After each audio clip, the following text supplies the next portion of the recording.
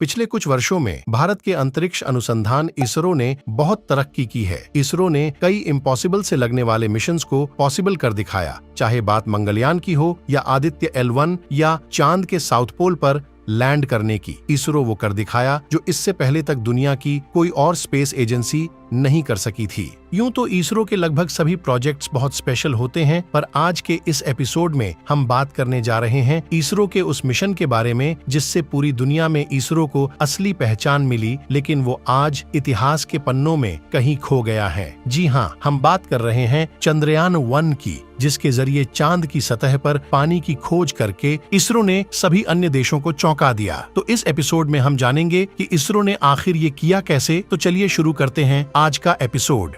साल 1999 में Indian academy of science की एक मीटिंग में सबसे पहले इंडियन मून मिशन का विचार रखा गया था। उसके बाद इस मिशन की प्लानिंग करने और बजट निर्धारण करने में कुछ समय लगा और फाइनली अक्टूबर 2003 को भारत सरकार ने इस मिशन को अप्रूव कर दिया। इस मिशन की कुल लागत थी मात्र $80 मिलियन, जबकि हॉलीवुड की ग्रेविटी जैसी फिल्मों की लागत भी $100 मिलियन से कहीं ज्यादा होती है। इस मिशन में भारत के पूर्व राष्ट्रपति the missile man of India श्रीमान APJ अब्दुल कलाम भी थे। इस मिशन का इनिशियल ऑब्जेक्टिव चांद के ऑर्बिट में पहुंचकर उसके चक्कर लगाना और मून सरफेस की डिटेल्ड मैपिंग करना था। इसलिए इस मिशन में केवल एक ऑर्बिटर भेजने का तय हुआ, लेकिन कुछ समय बाद कलाम सर के सुझाव के अनुसार इस मिशन में ऑर्बिटर के साथ एक मून इम्पैक्टर भी भेजा गया, जिसका काम चांद की सतह से टकराना था। उसके बाद इस स्पेसक्राफ्ट की मैन्युफैक्चरिंग स्टार्ट हुई और फाइनली इसरो ने 22 अक्टूबर 2008 को सतीश धवन स्पेस सेंटर श्रीहरिकोटा से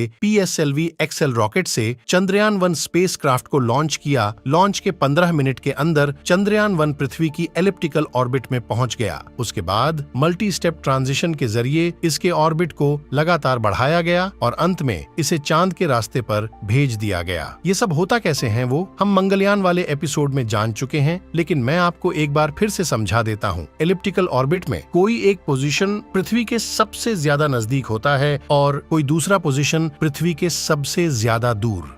जो पोजीशन पृथ्वी के सबसे ज्यादा नजदीक होता है उसे पेरिजी कहा जाता है, जबकि जो पोजीशन पृथ्वी से सबसे ज्यादा दूर होता है उसे एपोजी कहा जाता है। कोई सैटेलाइट जब एक बार इस ऑर्बिट में पहुंच जाता है तो वह खुद ही इस ऑर्बिट में पृथ्वी का चक्कर लगाने लगता है। इसके लिए उसे किसी एडिशनल फ्यूल या एनर्जी की जरूरत नहीं होती। यह बिल्कुल उसी तरह है जैसे पृथ्वी अपने ऑर्बिट में सूर्य का निरंतर चक्कर लगाती रहती है बिना किसी एक्सटर्नल एनर्जी के। पर क्या इस ऑर्बिट में एक सैटेलाइट के चक्कर लगाने की स्पीड एक जैसी ही रहती है? जी नहीं। दरअसल इसकी स्पीड कम होती है जब यह पृथ्वी से दूर होता है और इसकी स्पीड बढ़ जाती है जब यह पृथ्वी के नजदीक आता है। ऐसा इसलिए होता है क्योंकि जब ये नजदीक आ रहा होता है तब पृथ्वी की ग्रेविटी भी इसे अपनी तरफ खींचती है, जिसके कारण इसकी स्पीड पहले से बढ़ जाती है। इसलिए ऑर्बिट जितना ज्यादा इलेक्ट्रिकल होगा उसकी स्पीड उतनी ही बढ़ती जाएगी। इसरो ने इसका फायदा उठाया। चंद्रयान 1 जब पेरिजी पर होता था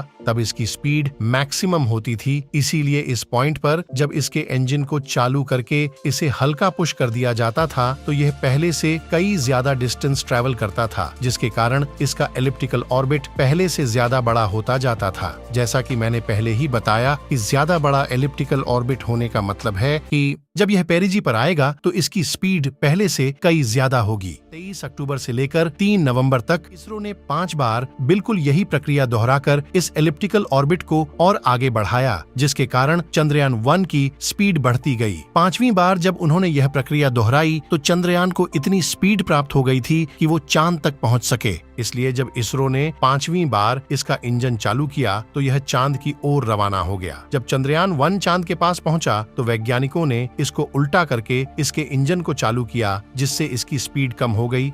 8 नवंबर 2008 को हमारा चंद्रयान 1 चांद के ऑर्बिट में सही सलामत पहुंच गया। लेकिन दोस्तों, कहानी यहीं पर खत्म नहीं हुई। अभी इम्पैक्टर का काम बाकी था, जिसने चांद पर पानी की खोज में महत्वपूर्ण भूमिका निभाई। 14 नवंबर 2008 को इम्पैक्ट प्रोब चंद्रयान के ऑर्बिटर से अलग होता है और पूरे नियंत्रण के साथ चांद के साउथ पोल से टकराता है। इस टक्कर वाले पॉइंट को जवाहर पॉइंट नाम दिया गया और भारत 5वां ऐसा देश बन चुका था जिसने चांद की जमीन को छुआ हो। दोस्तों, मैं यहाँ पर सॉफ्ट लैंडिंग की बात नहीं कर रहा हूँ, मैं सिर्फ चांद की सतह को टच करने की बात कर रहा हूँ। सॉफ्ट लैंडिंग में भारत का चौथा स्थान है। जब इम्पैक्ट प्रोब चांद से टकराया तो इस टक्कर की वजह से धूल के कण ऊपर की ओर उड़े, जिसके बीच छिपी थी पानी की बूंदें बर्फ के रूप में। दरअसल चांद के साउथ पोल पर सूरज की किरणें ना के बराबर पहुंचती हैं, जिसके कारण वहां पर करोड़ों सालों से बर्फ के रूप में पानी मौजूद है। लेकिन ये बात किसी को पता नहीं थी। जब इम्पैक्ट प्रोब की टक्कर की वजह से धूल ऊपर उड़ी,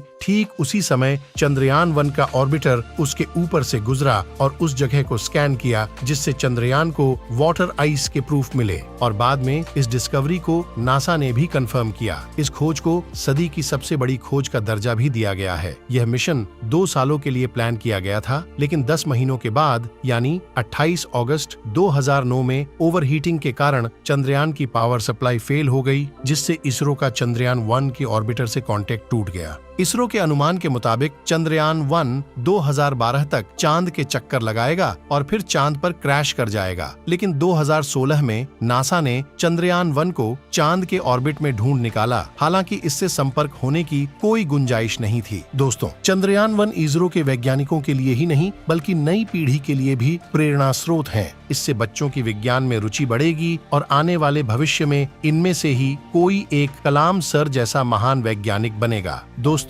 ये थी मेरी वीडियो चंद्रयान-1 मिशन के बारे में। अगर आप मंगलयान पर वीडियो देखना चाहते हैं तो आपके सामने आई इस वीडियो पर क्लिक कर दीजिए। मैं आपसे वहीं मिलता हूँ।